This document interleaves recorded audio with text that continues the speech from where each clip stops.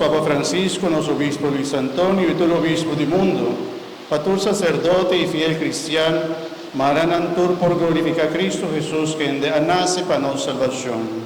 Oh Señor,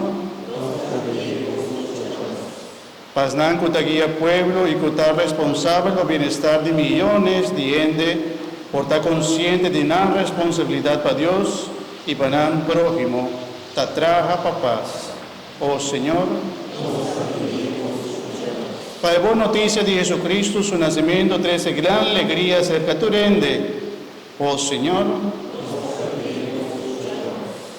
para la de necesidad, logra viva un más feliz y pasnan cuta rico, ayudan de la necesidad.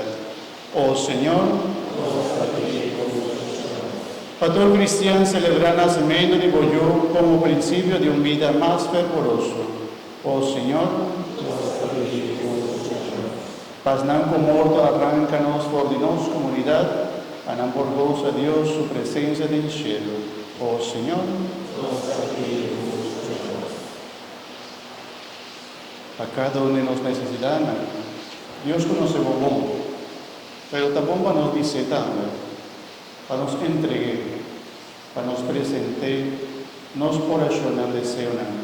De momento, así del silencio, mi hermana, háganos reza y presenta todos los deseos y necesidades delante del Señor.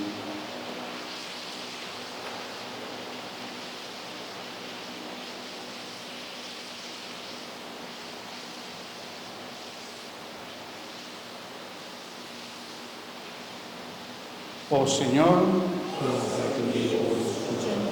Dios nos trata, Jesús nace para manifestar bondad y para hacer tu rende feliz. Háganos imitar más y más por Jesucristo, nuestro Señor. Amén.